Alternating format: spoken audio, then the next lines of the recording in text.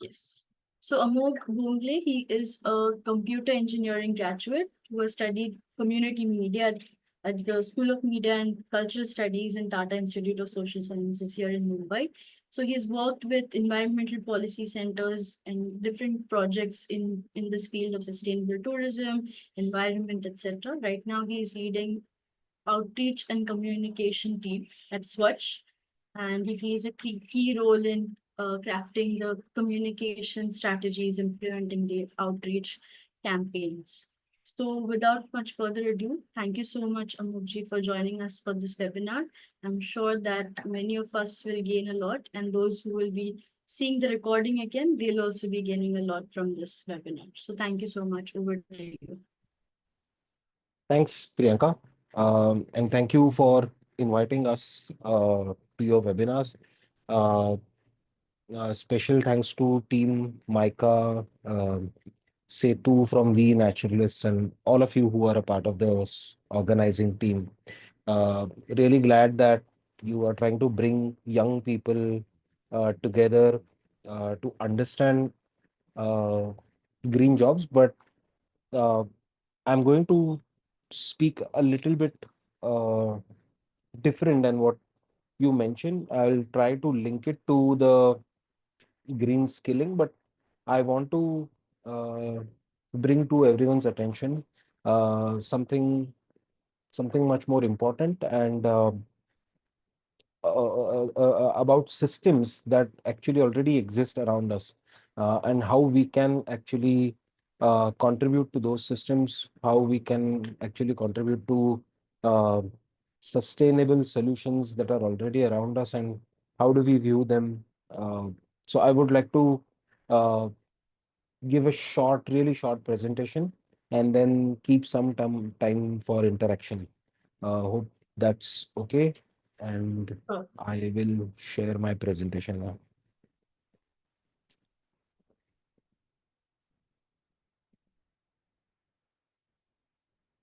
Let me know if it's visible. yeah, if you could just make it into full screen. Give me just a second.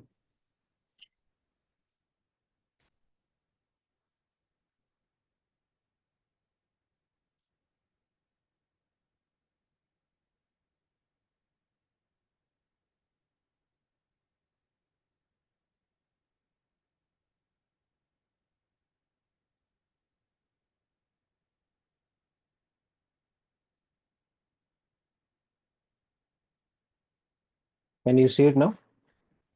Yes, you can see Okay, it. perfect.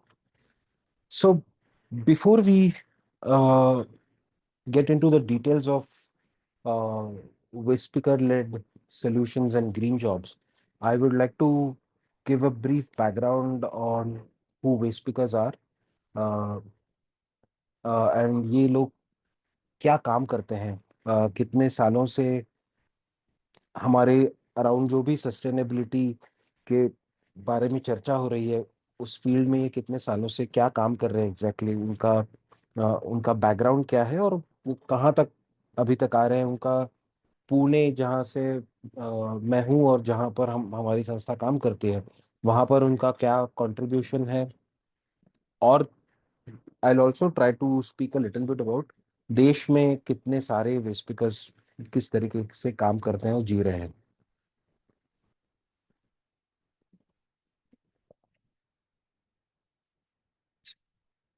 सो ये चार तस्वीरें अगर आपके सामने आपको दिख रही है, तो जो पहली तस्वीर है वहां पे आपको एक महिला दिखेगी जिसके पीठ पर एक बोरी है, और वो बीच में से कचरे के ढेर, जो लैंडफिल है वहाँ उस ढेर के बीच में से चल के आ रही है.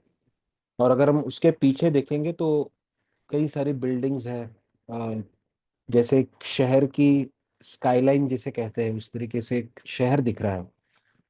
उसके नीचे की अगर तस्वीर देखेंगे तो एक पब्लिक कंटेनर है किसी म्यूनिसिपल सिस्टम का, जहां पर एक महिला खड़ी है, उसके आजू बाजू में कुछ एक आध कौवा वहां पे उड़ रहा है, और उसके साथ भी एक दो और लोग हैं जो इस कचरे में सीधा हाथ डाल के कुछ काम कर रही हैं.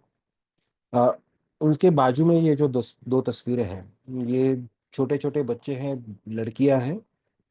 वहाँ पीछे पहली वाली जो ऊपर वाली तस्वीर है, उसके पीछे अगर हम देखेंगे तो उस कचरे के ढेर में पीछे से थोड़ा सा धुआं आ रहा है। और वो अ, उस लैंडफिल में जो कचरा इकट्ठा गिर रहा था, उस वजह से लगी हुई जो आग होती है उससे वो धुआं आ रहा है। और इन सारी कंडीशंस में विस्पिकर्स और उनके बच्चे काम करते थे पुणे में। लगभग 1972 में, मतलब आज से करीब करीब 30-35 साल पहले, महाराष्ट्र में अलग अलग जो रीजन्स हैं, जैसे खास करके जो मराठवाड़ा रीजन है, या फिर अगर हम थोड़ा सा साउथ की तरफ जाए तो सोलापुर और उसके आजू बाजू का जो इलाका है, वहाँ पर बहुत बड़ा सूखा आया था। और उस सूखे की वजह से जो छोटे छोटे गांवों में जो मजदूरी करने वाले लोग थे, उनको अपना पेट भरने के लिए अपने गांव छोड़ने पड़े और उन्हें शहर की तरफ स्थलांतरित होना पड़ा। अब जो लोग पुणे में आके बस गए, वो उस समय पुणे के आउटस्कर्ट्स में, मतलब शहर के जो जस्ट एक बाहर का इलाका होता है, एरिया होता है, वहां पर आकर बस गए। और जो घर में जो पुरुष थे, उन्हें कुछ ना कुछ काम मिल गया, जैसे किसी कंस्ट्रक्शन साइट पे वर्किंग का काम है, बिगारी का काम है। ऐसे काम, वो दिहाड़ी मजदूरी का काम वो कर रहे थे। पर घर की जो औरतें थी, उनको वो सारा काम नहीं करना था, क्योंकि उस काम में बहुत सारा अन्याय उनको झेलना पड़ता था, जो कंस्ट्रक्शन साइट पे मैनेजर्स थे उनके उनके वजह से, जो ठेकेदार होते थे उनके वजह से। तो जब उन्होंने शहर में आकर कुछ छोटे छोटे काम ढूंढने की कोशिश की, जैसे घर पे आकर किसी के दूसरे के घर पे जाकर साफ सफाई करना, बर्तन मांजना, अ, खाना पकाना, ऐसे काम जब उन्होंने ढूंढना शुरू किया, तब शहर, ये 30-35 साल पहले शहर बहुत ही क्लोज्ड गेटेड कम्युनिटीज जैसा था, तो उनको बहुत डिफिकल्ट हो रहा था इन नए लोगों को एक्सेप्ट करना। और इन नए लोगों को भी बहुत मुश्किल हो रही थी कि अ, जाकर किसी लोगों से जाके बात करें, उनके साथ अपनी पहचान बनाए और एक विश्वास उनको दे कि हम भी इंसान हैं और हम भी काम कर सकते हैं। पर वो बात बिल्कुल ही चली नहीं। और जो शहर में रहने वाले लोग थे, उन्होंने इनको अपने घरों तक आने के लिए मना कर दिया, अपने कॉलोनीज तक में एंटर होने से उनको मना कर दिया। और फिर इन औरतों को एक बात पता चली कि अपने आजू बाजू कुछ चीजें गिरती रहती है, कचरे की जैसी। अगर उसको उठा के हम बेचते हैं, तो वो जो भंगार वाला, कबाड़ी वाला जो होता है, उसके कुछ पैसे दे देता है। फिर उन्होंने सारा कचरा उठाना शुरू किया और वो कबाड़ी वाले के पास जाने लगी। तब वहां जाके पता चला कि एक्चुअली में दरअसल एक दो तीन ही चीजें हैं जिसको ज्यादा वैल्यू है। और वो तीन चीजें थी: कागज, कांच और पतरा। पतरा यानी मेटल। तो ये कागज, कांच और पतरा बिनने की शुरुआत वहां से हुई। और वो बेचकर अपना पेट भरने का काम इन्होंने शुरू किया, अपने अपना, अपने बच्चों का, घर वालों का, सबका। अ, अब जब आप जा रहे हो कचरा बिनने, तो आपको तो हाथ से ही उठाना पड़ रहा है, आपके पास कोई और विकल्प तो है नहीं।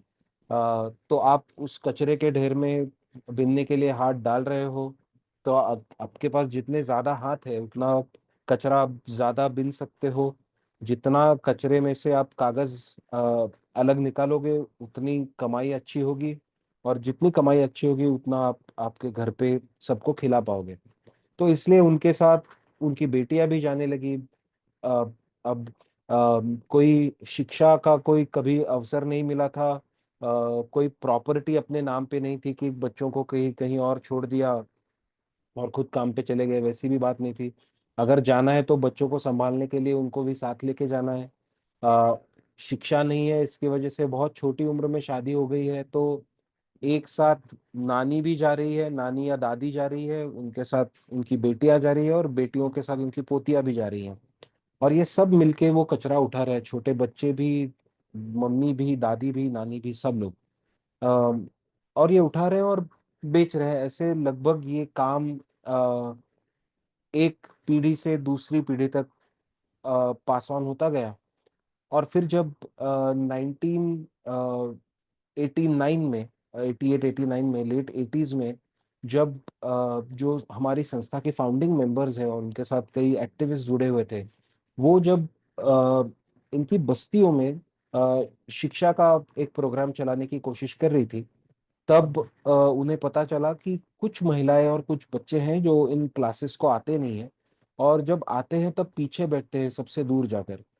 तो उनसे बात करने के बाद थोड़ा पता चला कि ये जो महिलाएं हैं इनसे गंदगी या बू आती है, इसलिए हम उनके साथ नहीं बैठते।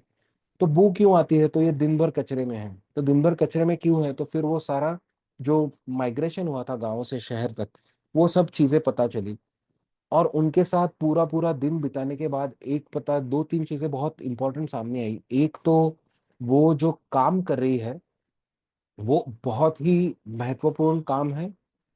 उस काम की वजह से शहर की सफाई और शहर के कूड़े का जो व्यवस्थापन है उसमें एक बहुत बड़ा सिग्निफिकेंट कंट्रीब्यूशन होता है। शहर बहुत सारे पैसे इस काम की वजह से बचाता है। पर ये इतना महत्वपूर्ण काम करने के बाद भी इन औरतों को या उनके बच्चों को किसी भी तरीके का रिकग्निशन, कोई भी पहचान नहीं मिल रही है। इनफैक्ट सारे लोग इनको चोर की तरह समझ रहे हैं। बहुत सारे मिसअंडरस्टैंडिंग इनके बारे में है। ये एक विशिष्ट जाति समुदाय से ही आती है। इनके साथ कोई और दूसरे वर्ग के लोग काम नहीं करते। इनके कंपटीशन सिर्फ कुत्ते, सुअर और चूहों के साथ है। इनका कोई, इनके साथ कोई कोई ह्यूमन इंटरेक्शन होता नहीं है। और एक तीसरी बहुत महत्वपूर्ण बात पता चली कि ये हम कर रहे हैं, ये काम है, ये एक स्किल है, ये एक ग्रीन स्किल है। ये बात उन औरतों को भी पता नहीं थी। तो इन औरतों को ये सारे जो प्रॉब्लम्स हो रहे थे, पुलिस के तरफ से जो अब्यूज होता था, लोगों की मतलब नागरिकों की तरफ से जो भी मिसअंडरस्टैंडिंग होती थी, और ये जो एक काम करने की जो आइडेंटिटी नहीं थी, तो उसके लिए इन सबको इकट्ठा करना बहुत जरूरी है। और इनको इकट्ठा करके इनके काम को पहचान दिलाना, इनको इंसान के तौर पर एक पहचान मिलाना और वर्कर की तौर पर एक पहचान मिलाकर देना बहुत बहुत इम्पोर्टेंट था। इसलिए 1993 में जो तीन चीजें ये सारी औरतें, खासकर औरतें जो उठाती थी, बिनती थी, उसी के नाम से एक संस्था, एक संगठन की शुरुआत हुई, जिसका नाम है कागज कांच पत्रा कष्टकरी पंचायत। और अपने इस संगठन के माध्यम से फिर इन सारे कचरा बीनने वाली औरतों ने अपनी आवाज उठानी शुरुआत की, अपने काम के बारे में बात करना शुरुआत की, अपने अपनी जो हालात थे, वर्किंग कंडीशंस थे, उसके बारे में सवाल आगे रखने की शुरुआत की। और जो आइडेंटिटी कार्ड उन्हें अपने संगठन की तरफ से मिला था, उस आइडेंटिटी कार्ड को सरकार, जो लोकल गवर्नमेंट है, म्यूनिसिपल कॉरपोरेशंस, उन्होंने उसे मान्यता देनी चाहिए। इसलिए एक विशेष प्रयास इन औरतों ने किया, और फिर 1996 में उन आई कार्ड्स को मान्यता मिली। फिर वहां से आगे 2000 में जब solid waste management rules Bharat सरकार ने लाए, जिसमें जो लोकल गवर्नमेंट से उनसे खास अपेक्षा थी कि कचरा, कुछ भी, कोई भी कचरा बाहर आकर नहीं डालना चाहिए, वेस्ट कंटेनर्स में पब्लिक लिटरिंग नहीं होना चाहिए। अगर पब्लिक लिटरिंग नहीं होगा तो कुछ कलेक्शन सिस्टम बननी चाहिए शहर की कचरा उठाने की।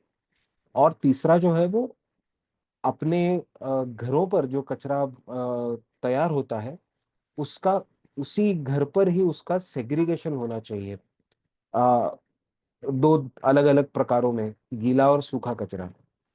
और जब 2000 उन नियमों के बाद जब पुणे में सारे जो पब्लिक कंटेनर्स थे उनको उठाने की एक मुहिम शुरू हुई, तब फिर से कचरा बीनने वालों ने फिर से वो बात आके रखी कि अगर आप कचरा हटाओगे तो हमारा जो काम करने की हमारी जो जगह है वही आप लेके जा रहे हो।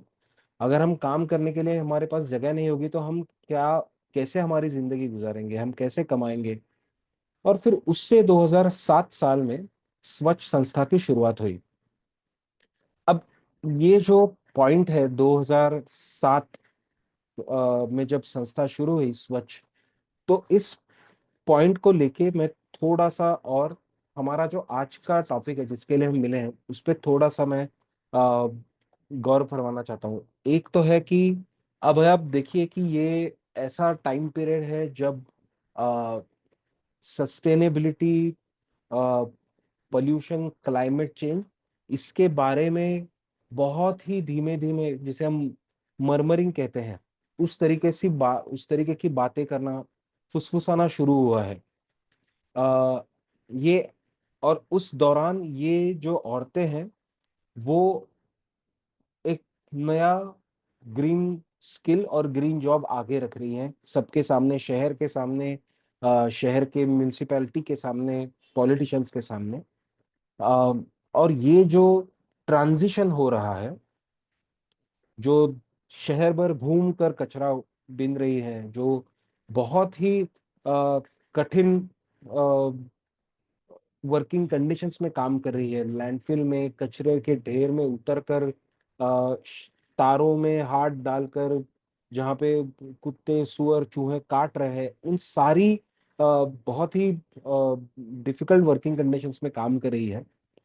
उन्होंने एक जो ग्रीन स्किलिंग आगे रखा, और ये ग्रीन स्किल आगे रखते वक्त उन्होंने अपने काम करने का जो तरीका है, या फिर अपने काम करने कर आपके अपने काम में जो एक बहुत ही कोर जो आइडेंटिटी है उस काम की, उसे किसी भी तरह ना बदल कर, उसे किसी भी तरह हैम्पर ना होते हुए उन्होंने एक नई व्यवस्था की शुरुआत की है। तो हम जितने भी अभी यंग लोग आगे आ रहे हैं और इस विषय को लेकर कुछ काम करने की कोशिश कर रहे हैं, तो हमें ये बात हमेशा सोचनी चाहिए कि हम जब काम कर रहे हैं तो उसका वो काम शुरू करने से पहले क्या हम अपने आप से एक सवाल पूछ सकते हैं, किसी भी ग्रीन स्किल को अक्वायर करने से पहले, कि इस काम के वजह से क्या मैं कुछ एग्जिस्टिंग परिस्थिति में सुधार ला रहा हूं या ला रही हूं, या फिर मैं जो बहुत ही महत्वपूर्ण काम कर रहे हैं उनके काम को किसी तरीके का डेंजर निर्माण करके, उनको उनके काम को एक धोखा निर्माण करके कुछ नया तो शुरू नहीं कर रहा हूं या कर रही हूं। क्योंकि ये सारी बैकग्राउंड देने की मेरा मेरा जो रीजन था, कि लोग कहाँ से क्या जर्नी करके आज के तारीख में सस्टेनेबल सॉल्यूशंस को लीड कर रहे हैं, और ऐसा काम कर रहे हैं जब सस्टेनेबिलिटी नाम का शब्द हमारे जहन में भी कभी नहीं था। क्लाइमेट चेंज नाम का, क्लाइमेट चेंज करके जो कुछ भी हमारे आसपास जो भी परिस्थितियां, बहुत गंभीर परिस्थितियां निर्माण हो रही है, वो परिस्थितियां जब नहीं थी उस वक्त से अ, ये सारे हमारे लोग काम कर रहे हैं। तो क्या हम ऐसी कम्युनिटीज को, उनकी संगठनाओं को, उनके कलेक्टिव्स को साथ लेके कुछ नया निर्माण कर सकते हैं क्या? उनका जो ट्रांजिशन हो रहा है या फिर जो बदलाव हम करना चाह रहे हैं, उस ट्रांजिशन में कोई जस्ट बात है क्या, मतलब कोई न्याय तरीके का बदल हम कर सकते हैं क्या? तो सबसे पहली बात ये सोचनी चाहिए। फिर मैं आगे आकर आपको दिखाऊंगा कि इस व्यवस्था में आगे हुआ क्या, और ये जो मैं न्याय बदल कह रहा हूं वो किस तरीके से हुआ, उस काम की स्केल क्या है, और उस काम के कुछ महत्वपूर्ण पहलू है जो आपके ग्रीन स्किलिंग के लिए बहुत इंपॉर्टेंट है, या फिर ग्रीन जॉब्स के निर्माण के लिए बहुत इंपॉर्टेंट है। तो अभी आप सामने जो एक ये तस्वीरों का फ्लोचार्ट देख रहे हैं, तो 2007 में जब स्वच्छ संस्था की शुरुआत हुई, तब स्वच्छ में लगभग कुछ 1000 से 1100 वेस्ट पिकर्स थे जो पहले से ही कचरे का काम कर रहे थे, जो कागज काज पतरा कष्टकरी पंचायत, जिसका शॉर्ट फॉर्म केकेपी केपी है, वो केकेपी केपी के सभासद थे और घूम घूम कर कचरा उठाने का काम करते थे। उन्होंने एक कोशिश की कि क्या हम शहर की व्यवस्था का हिस्सा बन सकते हैं, और इस व्यवस्था का हिस्सा बनते हुए क्या हम हमारे काम में सुधार ला सकते हैं, हमारे इनकम में सुधार ला सकते हैं, हमारी आमदनी में सुधार ला सकते हैं। और इसके साथ बहुत, उससे भी बहुत ज्यादा इम्पोर्टेंट ये बात कि क्या हम हमारी पहचान इस शहर में बना सकते हैं, क्या हम इस शहर के जो नागरिक है, इस शहर की जो व्यवस्था है, जो हमें हमेशा कचरे के साथ देखती रही है और लगभग हमें भी कचरा समझती है, क्या हम उन्हें ये दिखा सकते हैं कि हम भी इंसान हैं और हम भी एक बहुत बड़ा पर्यावरण के लिए काम करते हैं। तो इसकी एक बहुत सिंपल शुरुआत हुई, और वो आइडिया भी बहुत सिंपल थी। आइडिया बस इतनी थी कि ये जो सारे वेस्ट पिकर्स जो घूम घूम के कचरा उठा रहे हैं, वो घूम के कचरा उठाने के बजाय घर घर जाएंगे और घर से कचरा नागरिकों से लेंगे। जब घर से कचरा लेंगे तब ये नागरिकों को बताएंगे कि आपको आपका कचरा गीला सूखा अलग अलग रखना है, और ये जो कचरा उठा के वो लाएंगे उसमें से जो सूखा कचरा है खास करके जो रिसाइकल हो सकता है, उसको अलग निकाल के उसे रिसाइकलिंग के लिए भेजेंगे। जो वो पहले से ही काम कर रहे थे उसी तरीके से वो भी काम करेंगे। और गीला कचरा जो है, उस गीले कचरे का क्या हम खाद बना सकते हैं जहां पर वो कचरा तैयार होता है। और ये सिस्टम जैसे बनी 2008 से, जब पुणे म्युनिसिपल कॉरपोरेशन और स्वच्छ संस्था एक साथ काम कर रहे हैं, तभी से ये सिस्टम के तौर पे पुणे शहर में काम करने लगी, जहां पर वेस्ट पिकर्स घर घर जाके कचरा लेते हैं नागरिकों से, उसका सेग्रीगेशन मेंटेन करते हैं, उसमें से जो सूखा कचरा है वो उसको अलग अलग प्रकारों में आगे जाकर फिर से उसका सॉर्टिंग करके उसे बेचते हैं, और जो गीला कचरा है उसका उसका खाद बनाने का काम करते हैं। और ये सब काम करने के लिए उन्हें कोई भी किसी तरीके की सैलरी नहीं देता, ना पीएमसी सैलरी देती है, ना स्वच्छ सैलरी देता है। उन्हें ये पैसे मिलते हैं डायरेक्टली नागरिकों से। अब नागरिकों से जो पैसे मिलते हैं वो कैसे मिलते हैं, तो जैसे हम हमारे घर पर कोई दूध देने के लिए आता है या न्यूज़पेपर देने के लिए आता है, जैसे हम उन्हें हर महीने के पैसे देते हैं, उसी तरह नागरिक वेस्ट पिकर्स को पैसे देते हैं, जो उनके घर पर हर महीने हर रोज कचरा उठाने के लिए आते हैं, और उनके उन पूरे महीने के बाद एंड ऑफ द मंथ उन्हें ये उसके उस सर्विस के पैसे मिलते हैं।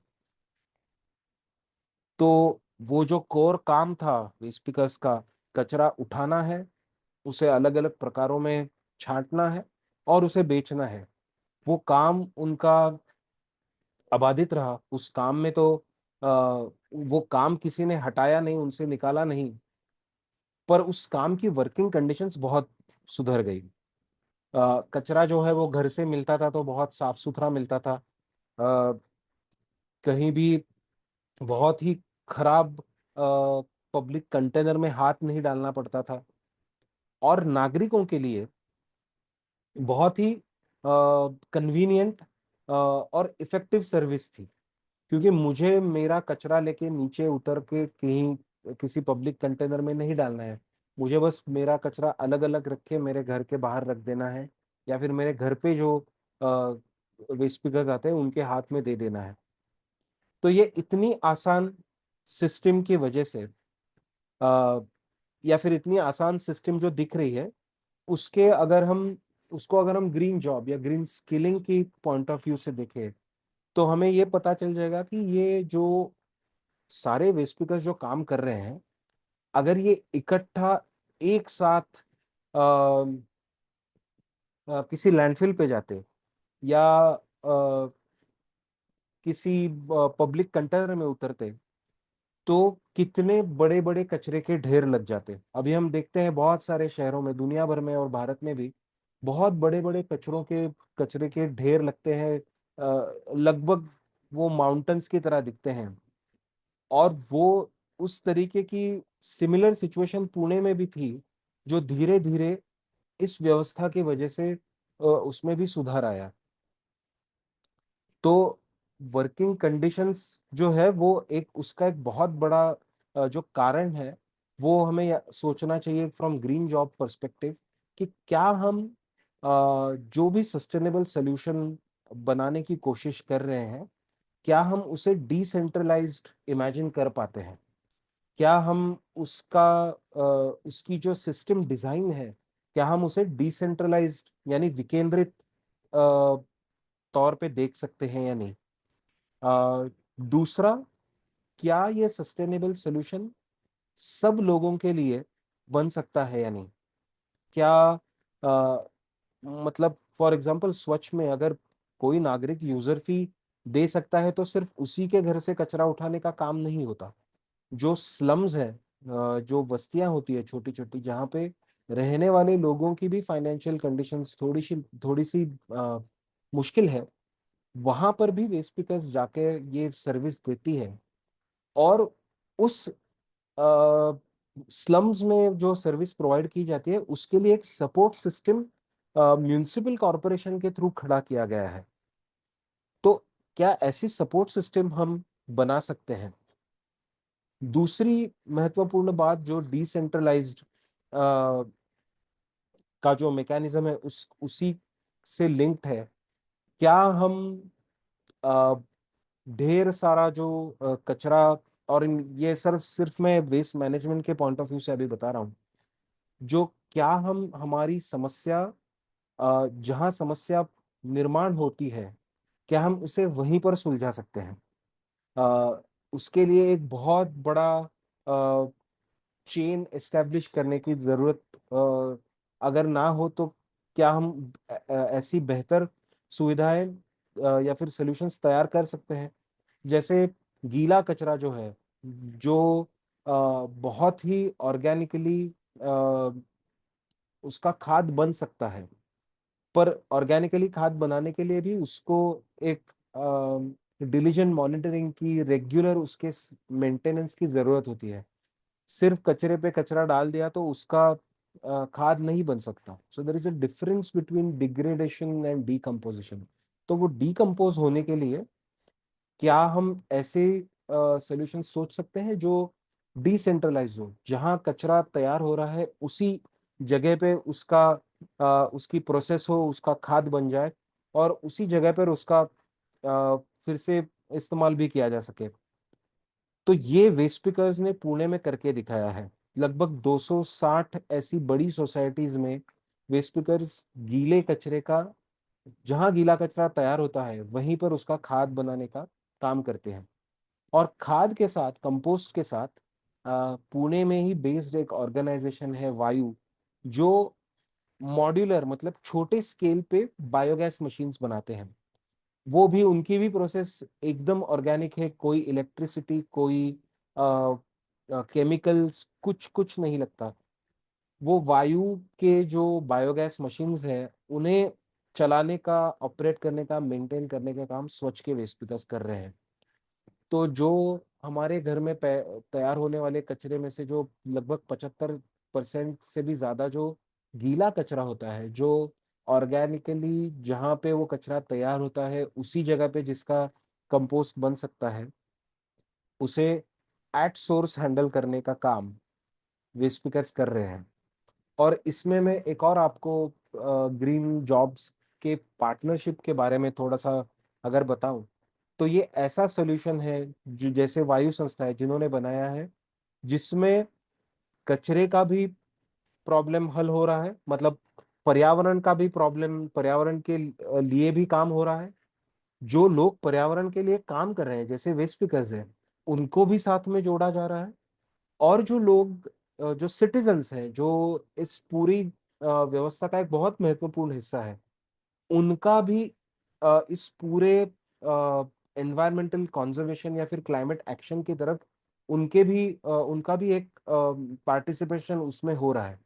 तो क्या हम ये ऐसे ग्रीन जॉब्स और ग्रीन स्किलिंग के लिए काम कर सकते हैं क्या, ऐसी पार्टनरशिप्स हम बना सकते हैं क्या, ये हम सोच सकते हैं as young people who are trying to do, who are trying to make some climate action. अगर हम आगे आए और बीच वाली तस्वीर देखें तो ये जो सारा काम हो रहा है वो पुशकार्ट्स के साथ होता है। लगभग सारे ही वेस्ट स्पीकर्स खुद की पुशकार्ट चलाते हैं, मतलब खुद की एज इन वो पीएमसी से सपोर्टेड है, पर हर एक के पास ये पुशकार्ट है जिसे कोई पेट्रोल नहीं लगता, जिसपे कोई जिसके मेंटेनेंस के लिए ज्यादा कोई खर्चा नहीं करना पड़ता। क्योंकि अगर मशीन्स आ गई और फ्यूएल वाले मतलब मोटराइज सॉरी व्हीकल्स आ गए, तो वो सारा काम पुरुष करने लगते हैं। ये बहुत हिस्टोरिकल अगर हम देखेंगे तो ये सदियों से यही चलता आ रहा है। जैसे ही गाड़ी आ जाती है, पहला जो चलाने वाले लोग होते हैं वो पुरुष होते हैं। तो इतने सालों से जो महिलाएं हैं, वृद्ध महिलाएं हैं, जो ये काम कर रही है, उनका काम प्रोटेक्टेड रहने के लिए उसमें अगर मोटराइज व्हीकल्स आ गई तो उनका काम तो चला जाएगा, उनके काम के लिए धोखा निर्माण होगा। तो उनका काम रहने के लिए, उसे प्रोटेक्टेड रखने के लिए ये नॉन मोटराइज पुशकार जैसा इंटरवेंशन किया गया।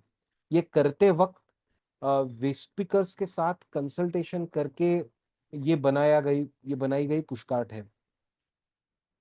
उसका जो हैंडल बार आप देख रहे हैं जहां पर हमारी वेस्ट स्पीकर्स ने हाथ रखा है, वो उस हैंडल बार की हाइट कितनी हो उसके बारे में भी सोचा गया कि जो एक औसत इंडियन महिला की, भारतीय महिला की जो हाइट होती है, जहां पर आने के बाद उसे वो ढकेलने में आसानी हो, इतने डिटेल्स तक उसके बारे में सोचा गया था। तो क्या हम इस तरीके के कुछ सॉल्यूशंस ऐसे इंटरवेंशंस के लिए ग्रीन स्किलिंग और ग्रीन जॉब्स के बारे में सोच सकते हैं क्या? अ, तो इस तरीके से पूरे पुणे शहर में काम होता है। आगे की जो तस्वीर है फीडर पॉइंट, वहां पे घर से कचरा उठाने के बाद जो रिजेक्ट कचरा है, जिससे वेस्ट पिकर रिसाइकलिंग के लिए अलग से नहीं निकाल पा रही है, वो कचरा, और जहां पर कंपोस्टिंग की सुविधा है ही नहीं, जगह ही नहीं है, ऐसे घरों का कंपोस्टिंग गीला कचरा म्यूनिसिपल कॉरपोरेशन के गाड़ी को दिया जाता है। अब अगर ये गाड़ी हर घर से कचरा उठाने के लिए जाएगी तो कितना सारा फ्यूल, मैन पावर, ट्रांसपोर्ट का कॉस्ट बढ़ जाएगा। पर एक वेस्ट पिकर अगर लगभग 200 से 250 घर से कचरा उठा रही है, तो वो फीडर पॉइंट पे पीएमसी की 2 गाड़ियों को सिर्फ 5 से 6 महिलाएं कचरा दे रही है, तो उन्हें सिर्फ एक जगह से 1000 घर का कचरा इकट्ठा मिल रहा है। जो कचरा फीडर पे पीएमसी के गाड़ी को देने के बाद जो रिसाइकलिंग के लिए निकलता है, वो कोऑपरेटिव स्क्रैप स्टोर्स जो है वेस्ट पिकर्स के ही, और कुछ प्राइवेट स्क्रैप स्टोर्स भी हैं, वहां पे ये वेस्ट पिकर्स कचरा बेचते हैं। तो उन्हें नागरिकों से मिलने वाली यूजर फीस और ये रिसाइकलेबल्स बेच के जो पैसे मिलते हैं, उससे उनकी आमदनी बढ़ती है। पर ये कचरा बेचने से पहले भी ये कचरा अलग अलग प्रकारों में छांटना पड़ता है और उसे कुछ दिन के लिए स्टोर करके रखना पड़ता है। क्योंकि जितना आप उसका क्वांटम बनाओगे, जितनी उसकी जितना उसका वेट बढ़ेगा, उतना आप उसको अच्छी मात्रा में बेच पाओगे और उससे पैसे मिलेंगे। तो उसके लिए ये सॉर्टिंग शेड्स और पिंजरास जो है, ये बहुत ही किफायती मटेरियल रिकवरी फैसिलिटीज जैसी वेस्ट पिकर्स एक्सेस कर रही है, यूज करिए, जहाँ पे वो अपना सूखा कचरा जो रिसाइकलिंग के लिए जाता है वो स्टोर करके रख सकती है। तो क्या हम ऐसी कुछ इंटरवेंशन कर सकते हैं जहां पर ये स्टोरेज स्पेस जो टेम्पररी भी है, जो आसानी से मूवेबल भी है, और उसकी एक कैपेसिटी भी है टू स्टोर मटेरियल्स, जैसे पुशकार्ट थी वैसे ही, क्या हम ये पिंजरा थोड़ा और यूज करने में आसान हो, इस तरीके से क्या हम उसे बना सकते हैं? तो ये भी एक तरीके का ग्रीन स्किलिंग है।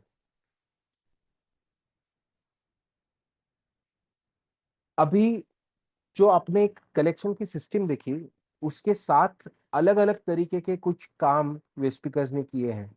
जैसे मल्टी लेयर्ड प्लास्टिक जो है, जो बहुत ही प्रॉब्लमेटिक प्लास्टिक मटेरियल है, अलग अलग प्लास्टिक्स एक साथ जोड़कर ये बनाया जाता है, और इससे हम जो कंज्यूमर्स हैं हम भी उसका फायदा उठाते हैं। अगर पेपर पैकेजिंग में हमारे चिप्स पैकेट्स या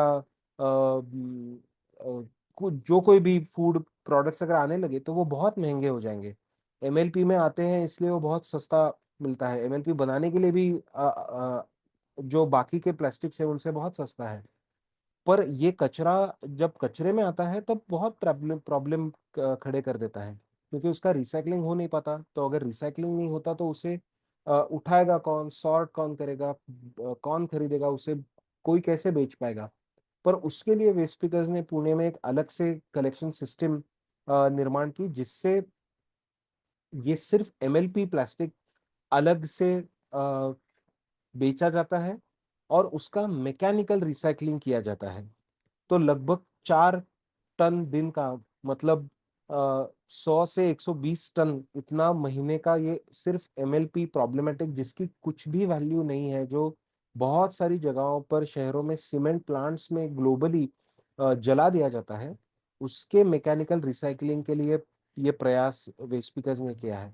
उसके साथ ही जैसे मैंने कहा कि गीले कचरे का एट सोर्स मैनेजमेंट जो है, वो भी वेस्ट स्पीकर्स, वो भी एक ग्रीन स्किलिंग उन्होंने खुद से करके, सीख के, अलग अलग वर्कशॉप्स में जाकर सीख कर फिर ये काम शुरू किया है।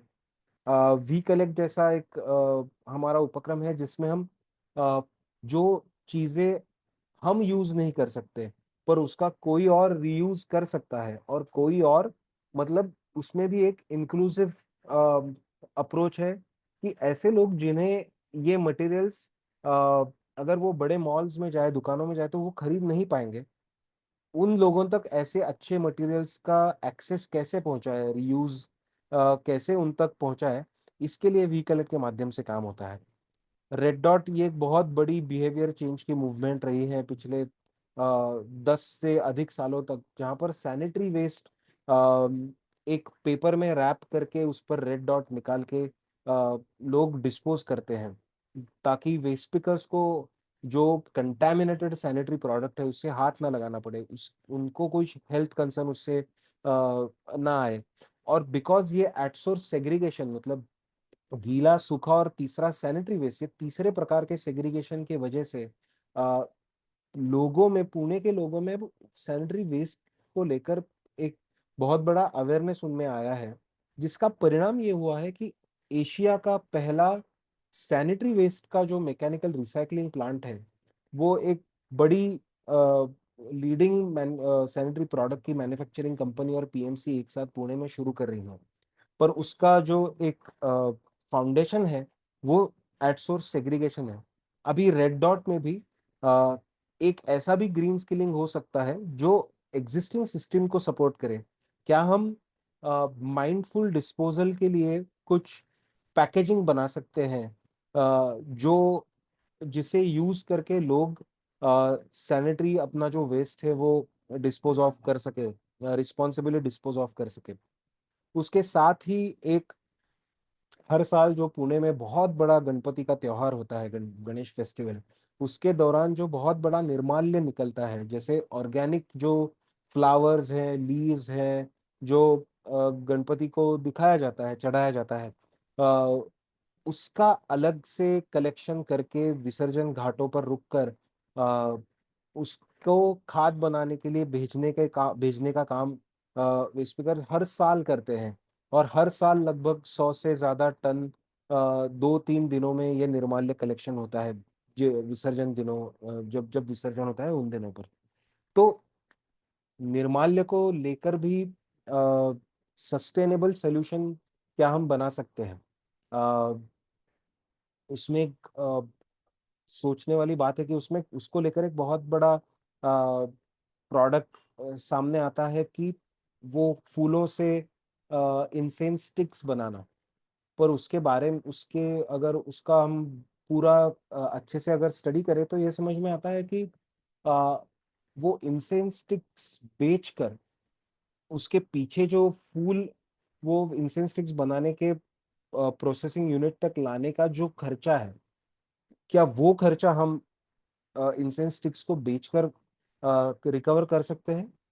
तो इसका जवाब अभी तक तो हमारे एक्सपीरियंस में ना रहा है, क्योंकि बहुत सारे ऐसे लोकल इनिशिएटिव्स खड़े हुए हैं अ, जिन्होंने शुरुआत तो की, पर उसका उनको वो सस्टेन नहीं कर पाए। तो क्या एक एग्जिस्टिंग सिस्टम को साथ जोड़ के क्या हम कोई सस्टेनेबल ऐसा सोल्यूशन सोच सकते हैं क्या, जिसमें अगेन बहुत सारे ग्रीन जॉब्स क्रिएट हो सकते हैं? तो आखिर में मैं यही कहूंगा कि जब हम सस्टेनेबल सॉल्यूशंस या ग्रीन स्किलिंग की बात करते हैं, तब हमें दो तीन चीजों के बारे में सोचना चाहिए। एक है पीपल, लोग। क्या हम लोगों को साथ लेके कुछ बना रहे हैं? क्या हम एग्जिस्टिंग जो काम हो रहा है, जो अच्छा हो रहा है, क्या हम उनको साथ लेके कुछ कर रहे हैं, कुछ उसके साथ कुछ नया बना रहे हैं? या सिर्फ पुराना भी नहीं कहूंगा, जब या फिर जो एग्जिस्टिंग है उसे ही डिस्प्लेस करके, डिसमेंटल करके सिर्फ नया कुछ करना है, इसके लिए कुछ ग्रीन जॉब्स की तरह हम सोचते हैं। तो ये सोचने वाली बात है। दूसरा, हम एनवायरनमेंट को लेकर क्या हम ट्रूली कुछ सस्टेनेबल बना रहे हैं, या फिर हर एक चीज का जो हम बन रहे हैं उसका एक एक और कार्बन फुटप्रिंट इस काम की वजह से हो रहा है। मतलब जैसे मैंने कहा, इंसेंस स्टिक्स का अगर एग्जांपल लें, तो क्या हम वो इंसेंस स्टिक्स का एक सोल्यूशन निर्माण करने के लिए, क्या हम ट्रांसपोर्ट, फ्यूल, ये सबका एक एक्सेसिव कार्बन फुटप्रिंट पीछे छोड़ रहे हैं? और उस कार्बन फुटप्रिंट के अगेंस्ट क्या वो सोल्यूशन उतना ट्रू इम्पैक्ट ऑन ग्राउंड कर रहा है या नहीं? और जो तीसरी जो महत्वपूर्ण बात है किसी भी ग्रीन स्किलिंग या सस्टेनेबल सॉल्यूशंस में, वो है क्या हम उसे इकोनॉमिकली फिजिबल, वायबल बना सकते हैं या नहीं। अगर सोचिए, ये सारे जो वेस्ट पिकर्स हैं, अगर उन सबकी लगभग 4,000 वेस्ट पिकर्स अभी शहर में, पुणे शहर में काम कर रहे हैं, जो 10 लाख घरों से रोज कचरा उठाते हैं, लगभग 1500 से 1600 टन। अगर इन सारे वेस्ट पिकर्स को एक सैलरी अगर हम देने की कोशिश करें, तो क्या हम उसे पूरे शहर पे कितना उसका इकोनॉमिकल बर्डन बढ़ जाएगा? और वो करके, अगर हमने वो कर भी दिया, पर वो करके क्या हम जो वेस्ट पिकर्स जिस तरीके का काम करते हैं, जो फ्लेक्सिबिलिटी उन्हें जरूरी है अपनी जिंदगी अच्छी तरीके से जीने के लिए, अपना काम प्रोटेक्टेड और उसकी वर्किंग कंडीशंस अच्छी रखने के लिए, क्या वो सैलरीड तरीके का एक स्ट्रक्चर, कॉन्ट्रैक्टेड तरीके का एक स्ट्रक्चर, क्या वो ट्रूली इकोनॉमिकली वायबल और पीपल वाइज इंक्लूसिव है क्या नहीं? तो ये दो तीन चीजें हमें बहुत जरूरी सोचनी चाहिए। और जो पहली शुरुआत में जो जब मैं सिस्टम एक्सप्लेन कर रहा था, तब जो मैंने जो दो तीन चीजें बातें बकी, एक तो क्या ये एक डिसेंट्रलाइज मैनेजमेंट की तरफ हम का एक अप्रोच हमारे पास है? क्या इंक्लूसिव सॉल्यूशंस बनाने का अप्रोच हमारे पास है? और उस तरीके के ग्रीन स्किलिंग के बारे में हम सोचते हैं? जब हम ये सब कर रहे हैं, तो क्या हम एक फेयर और ट्रांसपेरेंट काम कर रहे हैं? तो ये सारी एक चीजें हैं जो पुणे में इस वेस्ट स्पीकर्स के संस्था ने करने की कोशिश की है, और बहुत हद तक उसे अच्छी तरीके से एस्टेब्लिश करने की, as a scale, at a scale and as a system उसे खड़ा करने की कोशिश की है। तो ये बातें मैं आप सबके साथ आज शेयर करना चाहता था। इस पर अगर आप सबके कुछ सवाल हैं, क्या इस वेबिनार से आपको ग्रीन स्किलिंग के बारे में कुछ एक्स्ट्रा इंफॉर्मेशन मिली, या फिर कोई नई जानकारी हुई, कुछ भी नया एक अप्रोच सोचने के लिए मिला? वो भी अगर आप शेयर करना चाहते हैं तो वो भी आप प्लीज शेयर कीजिए। Thank you